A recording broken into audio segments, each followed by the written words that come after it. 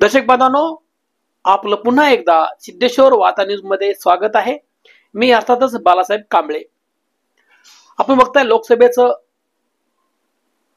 निवडणुकीचं रणसिंग शमल्यानंतर आता विधानसभेचं रणसिंग फुंकल्याचं दिसून येत आहे। कारण प्रत्येक पक्ष आपापली ताकद पणाला लावण्याचे प्रामाणिक प्रयत्न करत आहे।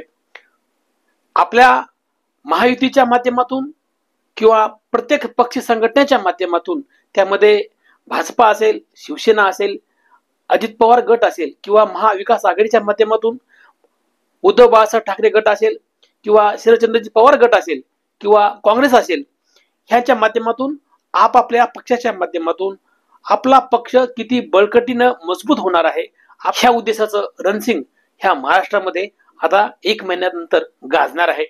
आणि त्याच अनुषंगाने आपण आज अंबरनाथ विधानसभेचं वार्तांकन करणार आहोत। कारण अंबरनाथचे डॉक्टर बालाजी किनीकर हे स्थानिक आमदार आहेत।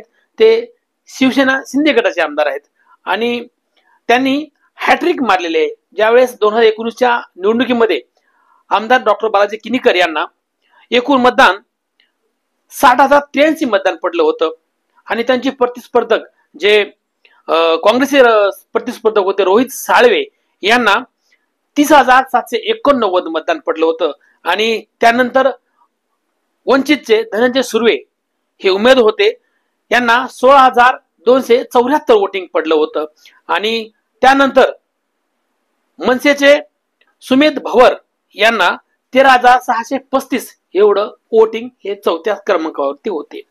परंतु आता जे काही ह्या अगोदर शिवसेना एकत्र होता, राष्ट्रवादी काँग्रेस पक्ष एकत्र होता, परंतु ह्या निवडणुकीमध्ये पक्ष संघटनेमध्ये विभक्त झाल्यानंतर प्रत्येक अजित पवारांनी राष्ट्रवादीमध्ये वेगळ्या अँगलनं झेप घेतली। नंतर शिवसेनेमधून उद्धव बाळासाहेब ठाकरेच्या माध्यमातून जे काही शिवसेनेमधून शिंदे गट एकनाथ शिंदेनं जंप घेतला आणि ते सीएम पदावरती रुजू झाले। अंबरनाथ विधानसभा म्हटलं तर एक विकासाचं गणित डॉक्टर बालाजी किनीकर यांनी लावलं होतं, परंतु आताही ते विकास करतातच।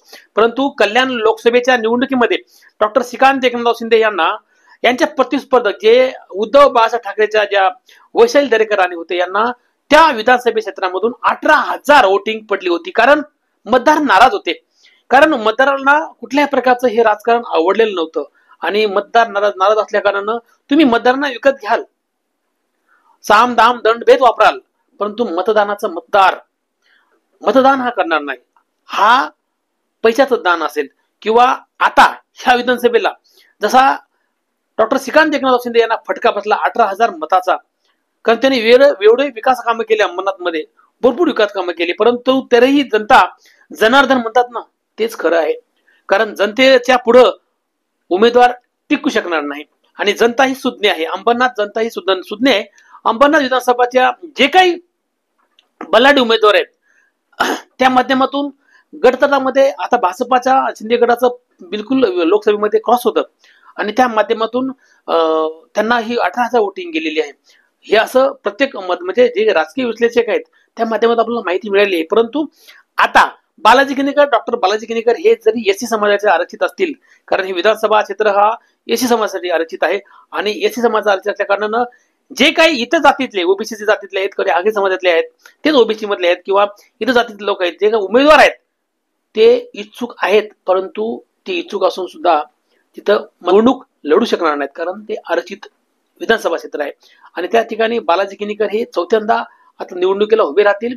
त्याच्या विरोधामध्ये राजेश वानखेडे म्हणून आहेत, ते उद्धव बाळासाहेब ठाकरे गटाचे, त्यांनी मगाशीच गेल्या 6 महिन्यापूर्वीच त्यांनी प्रवेश केला होता आणि त्या अगोदर सुद्धा त्यांनी मतदानामध्ये निवडणूक लढली होती। पण राजेश वानखेडेच्या माध्यमातून आता ह्या जे काही सत्ताधारी आमदार आहेत बालाजी किनीकर यांना राजेश वानखेडे पायचीत करतात का, त्यांचे पराभवाची धूळ चाकतात का, हे पाहणं तेवढंच मतदानाच्या माध्यमातून ठरणार आहे। परंतु विस्तृत माहिती अशी विधानसभेची की त्या ठिकाणचे जे काही बलाढ्य उमेदवार आहेत बालाजी किनीकर हे एकनाथ शिंदेच्या जवळचे उमेदवार आहेत, श्रीकांत शिंदे यांच्या जवळचे उमेदवार आहेत आणि ह्या दोघांच्या संध्या राहून त्यांनी विधानसभेचा म्हणजे त्यांच्या अंबरनाथ विधानसभेचा कायापालट केलेला आहे, विकास कामं केलेली आहेत आणि जनसामान्य मतला एक आमदार, त्याचं असं मत आहे, लोकांचं मत आहे, मतदाराचं मत आहे. ह्या विधानसभेच्या माध्यमातून जे काही आता शीतयुद्ध चालणार आहे, कारण तुम्ही बघितला तर त्या माध्यमातून तिथं 18,000 जर वोटिंग लोकसभेला वळली असेल तर साहजिकच आहे डॉक्टर बालाजी किनीकरला त्या ठिकाणी धोका होऊ शकतो.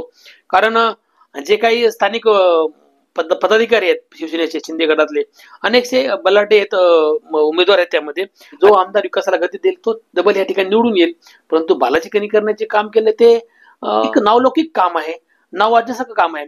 आणि त्या माध्यमातून आता हे बालाजी किनीकरच्या विरोधामध्ये राजेश वानखेडे हे ते तड देणारे उमेदवार आहेत. आणि उद्धव बाळासाहेब ठाकरे महाविकास आघाडीला जसं लोकसभेमध्ये मोठं विजय प्राप्त झालेला आहे, तसा विजय ह्या महाविकास आघाडीला म्हणजे महाराष्ट्र विधानसभा 288 जागापैकी ते किती निवडून येतात, परंतु मतदार हा गेल्या लोकसभेमध्ये मतदारांनी जो कौल दिलेला आहे त्याच कौलाच्या आधारावरती ही महाविकास आघाडी चालणार आहे.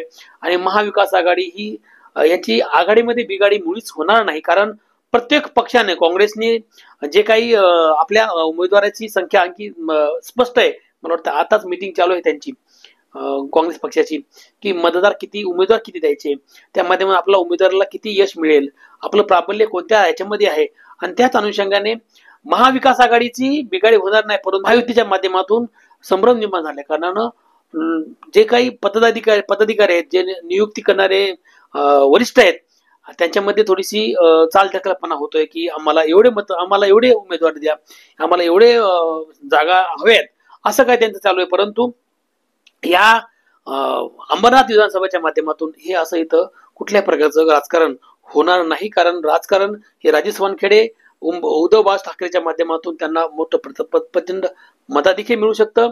आणि या ठिकाणचं जे 18,000चं मतदान आहे ते कसं वळलं ह्याची शहानिशा हे भाजपा, अजित पवार गट आणि किंवा मग शिंदे गट हे करणार आहेत का? कारण एकनाथ शिंदे, चिरंजीव श्रीकांत शिंदे यांना फटका बसलेला 18,000चा, आणि वैशाल दरेकरांनी यांना ते मतदान पडल्यामुळं तिथं साशक्त निर्माण झालेले आहे, तिथं दरी निर्माण झालेली आहे. म्हणजे महायुती जरी म्हटलं तर भाजपाचं शिंदे गट जमत नाही, आणि जे काही अजित पवार गट ह्याचं तेवढं प्राबल्य तिथं नाहीये, कारण शरद चंद्रजी पवारच्या माध्यमातून तुल्यबळ आहे, परंतु अजित पवार गटाच्या माध्यमातून तिथं त्यांचं काही प्राबल्य नाही. त्या माध्यमातून जर का शिवसेनेच्या शिंदे गटाकडनं अरविंद वाळेकर आहेत, त्यांचं त्यांच्याकडे मोठं मताधिक्य आहे, आणि विकासावर त्यांची जबर वचक आहे, प्रशासनावरती वचक आहे. अरविंद वाळेकरनी हॅट्रिक म्हणजे नगराध्यक्ष पदावरती 3 वेळा ते निवडून आलेले होते, आणि नगराध्यक्ष पद त्यांनी भूषवलं होतं, आणि त्या माध्यमातून चौथ्यांदा त्यांच्या सौभाग्यवती म्हणजे अरविंद वाळेकर ह्या निवडून आल्या होत्या, ह्या शिंदे गटाच्याच होत्या, आणि त्यांनी अंबरनाथचा काया पलट केलेला आहे. म्हणजे प्रत्येक वार्डामध्ये, प्रत्येक विभागामध्ये अरविंद वाळेकरचं नाव आहे, आणि अरविंद वाळेकर यांना प्रत्येक जनमानसामध्ये अरविंद वाळेकर हाय हॅलो आणि त्यांचा नमस्कार हा प्रत्येकाला असतो.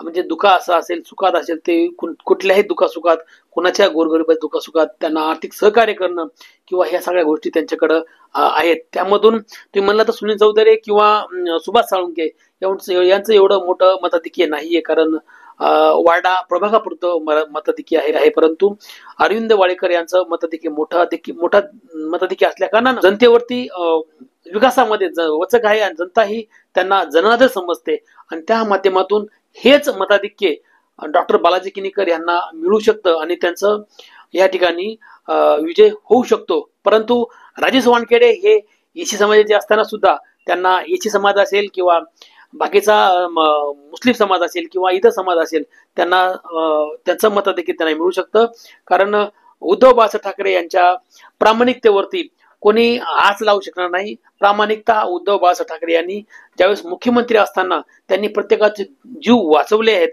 आणि ते राज्याचे कुटुंबकर्ता झाले होते, आणि कुटुंबकर्त्यांनी प्रत्येकाचं कोरोना काळामध्ये कसं विलगीकरण करायचं, प्रत्येकाला आपला जीव कसा वाचवायचा हे त्यांनी प्रत्येकाला स्टॅमिना दिला होता, प्रत्येकाला संदेश दिला होता, आणि प्रत्येकाला त्यांनी एक कुटुंबकर्ता ह्या नात्यानं जपलं होतं. आता तेच कुटुंबकर्ता बनल्यानंतर स्वतः उद्धव बाळासाहेब ठाकरे हे महाविकास आघाडीच्या माध्यमातून राजेश वानखेडे यांना उमेदवारी देतात का? जर दिली तर डॉक्टर बालाजी किनीकरच्या विरोधामध्ये ते विजयी होतात का? किंवा विजयी करण्याचा प्रामाणिक प्रयत्न महाविकास आघाडी करते का? की पुन्हा एकदा चौथ्यांदा डॉक्टर बालाजी किनीकर हे राजेश वानखेडे यांना पराजयाची धूळ जारतात, हे पाहणं तितकंच महत्वाचं ठरू शकणार आहे. वार्तांकन आपल्याला आवडलं असेल तर आपण शिरीष वार्ता न्यूज चॅनलला लाईक, कमेंट, शेअर आणि सबस्क्राईब करायला विसरू नका. पाहत राहा फक्त शिरीष वार्ता न्यूज आपल्या YouTube चॅनलवर.